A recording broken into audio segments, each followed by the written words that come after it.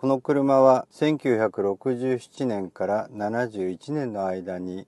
約800台が生産されたと言われているフェラーリ 365GT2 プラス2という4人乗りのクーペです。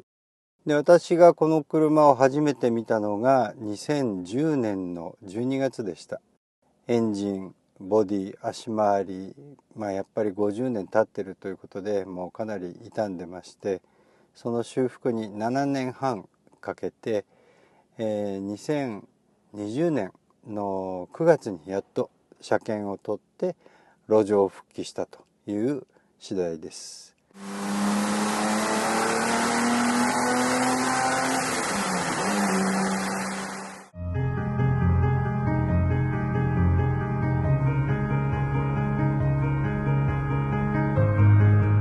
この 365GT2 プラス2のオーナーです。以前はですね 308GTB これに、実は乗っておりました。仕事の関係でどうしても手放さなければならなくなってしまい、手放してしまったんですが、やはりもう一度フェラーリに乗りたいなと。修理が終わってほぼ3年半なんですけども、8000キロぐらい乗ってしまいましたね。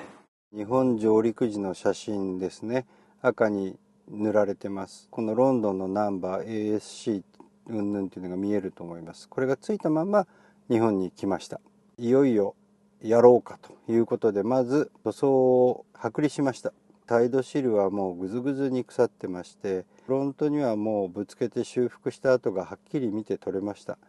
他の部分クラッシュの影響がない部分でもやはり鉄板まで向いてみるともうデコボコなんですね。当時のそのハンマーの跡がいくつも見て取れるぐらい、やはり手作りなんだなっていうのを実感しました。配線もかなり傷んでたので、50年経ってるということを考えて出荷が嫌なので、この配線も実は全部引き直してあります。で次に赤い色になってますけど、これは鉄板の錆止めの塗装です。腐ったサイドシールを切り継ぎして板金して、中に、防振剤を塗布して鉄板を切り継いでます。でホイールアーチの内側も全部シャーシブラックを落として鉄板の状態までして錆止めをしてます。で次に、デコボコ凹凸取りパテを塗って磨いて、均一な平滑な面を出すということで、パテを塗っては磨き塗っては磨きでデコボコがよくわかる状態になります。これを均一に磨いた後に塗装前の、プラサフというやつですね。でこの後また何回も何回も研いでは塗り研いでは塗りを繰り返して、均一な塗装面を出します。そしていよいよブースの中に入って、これがオリジナルの色を調合しました。実はこれ 365GT2 プラス2のカタログ写真に使われている色なんですね。フェラーリもおそらくイメージカラーとしてこれを頭に置いてあったんだろうと。実はですね、フェラーリ博物館の中にエンツォが乗ってた車っていう特集があって、その時にちょうど同じ色の同じ形の 365GT2 プラス2がありまして、これは友人が送ってくれた写真なんですけど、私にとっては宝物です。でこの色も実はなぜ分かったかというと、剥離をした段階でフュエルリッドの裏側からオリジナルの塗装が出てきましたので、やっぱりこの色だったんだなということで、この色に決定しました。でエンジンの状態なんですが、外してみると腐食も進んでライナーも錆びてまして、かなり厳しい状態でした。ただ、ウェットブラストをかけてヘッドを均一にして、ピストンリング、バルブは全てこれ新品にしてあります。でメカニックの中でフェラーリの V12 に精通していらっしゃる方が、一つ一つ計測してピストンリング全ての重さ全部測ってくれて、エンジンは組み直しております。でこのクランクケースの内側に、塗装してあるんですが、これはアルミの、カス粉が出ないようにという純正のフェラーリを全部やってあることだそうです。クランクシャフト、これ結構やはりバランスウェイトが薄いんですね。もうちょっとでっかいのかなと思ったら、正直意外とコンパクトなんだなということで、このエンジン、TPO245 っていうんですけど、330P シリーズのレーシングカーに使われてたんだなというところで、こういうところにもそのフェラーリらしさが見えるんではないかなと思います。また、インテークマニホールドなんですが、これもヘッドに付属する部分、またヘッドの方もちゃんと手で削った跡がありまして、やはり一台一台この時代のフェラーリは入念に作っていたなという印象です。あとダウンドラフトのウェーバーキャブレター3連もこれも3つともオーバーホールしまして、フロート、パッキン、バタフライすべてきれいにしてあります。ただそうは言ってもやはりもう50年経ってる車ですので、中にはそのバルブスプリングもそうですし、あとはいろんなブッシュ類ですねがもうかなり傷んでたので、あとローラーロッカーであるとかいろんなものの部品は、現地から取り寄せて全て組みました。こういう動力系の部品がいまだに、全て揃うというのがある意味フェラーリの強みかなとも思います。これがバンパーなんですけど、外したバンパー状態で見ていただくと分かるんですが、もう凸凹なんですね。ぶつかった跡もあり、曲がったのを直した後もありで、ここはもう、板金のそのプロが、きちんと征服してくれて、腐ったところは切り継いで、全てきれいにしてくださいました。またインストラメンタルパネルのウッドもかなり傷んでたので、最初は再利用という話があったんですが、もうこれはもう諦めて新しいウッドパネルを、作り直しました。またヒーターボックスですね、これがご覧の通りグズグズに腐食しておりましたので、これも全て作り直していただきました。そういった意味ではかなりややこしい車だったと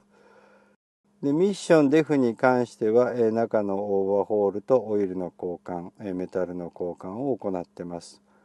これ見ていただくと詳しい方は分かると思うんですが、トラックのミッションじゃないかというぐらい結構大きいんですね。ただ、ギアの変更が非常に簡単なように上が全部取れる構造になってます。これはおそらくそのギア比の変更、いろんなチューニングに関してやりやすいようにというフェラーリの配慮かもしれません。フェラーリっていうメーカーはご存知の通り、レーシングドライバーだったエンツォ・フェラーリがアルファロメオから独立してスクーデリア・フェラーリとして起こしたメーカーなんですけど、やはりレースやってた会社だからもうここはこれだけやりやすい、ここは考えて作られてる、そういった意味、そういう思想がフェラーリの場合は市販車の中には60年代までは生かされてたと思いますね。でまた足回り関係はもうブレーキディスクまたはブレーキキャリパーすべて、バラしてオーバーホールしてます。でキャリパーに関しては、純正と同じ、再メッキをしてあります。でただここで気をつけなきゃいけないのが、ブレーキピストンが入るところはこれメッキかけてしまうと寸法狂ってしまうので、ここはきちんとマスキングしてメッキがかからないようにしてます。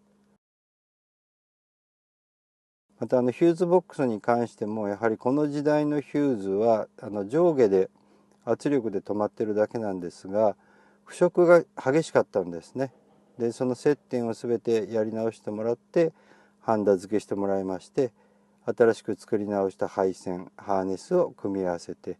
電気系統はこれで安心できる状態になりました。で内装に関しては、ドアパネルの、この硬い段ボールももう50年経ってズルズルもうボロボロだったので全て作り直してあります。内装のアームレストまたドアのパネルも全部作り直しました。カーペットも新しく採寸して作り直してあります。あとはブレーキマスターシリンダーはこれは新品を使いました。またドアノブに関しても新品をまだ出るんですね。これを取り寄せました。でここでちょっと注目していただきたいのがこのフロントグリルのアルミの格子なんですけど、これが日本に来た時にはもう腐食しててもうガタガタの状態だったんですね。実はこれ全部採寸して設計図を引いて作り直してもらってます。やはりそういうところに手を抜いてしまうと車の顔ですから、これは良くないというその工場の社長の判断でやりました。でやっといろんなところが形になりまして、2020年の夏ですね、陸自の方でナンバーを取ってやっと納車ということになりました。その後もやはり僕は飾っとくっていうのが嫌いなので、イベントとかあと自分のドライブとか雨でも何でも出かけてたんですけど、それなりにいろいろ故障はありますけど、やはり楽しいかけがえのない一台として今大事に乗ってます。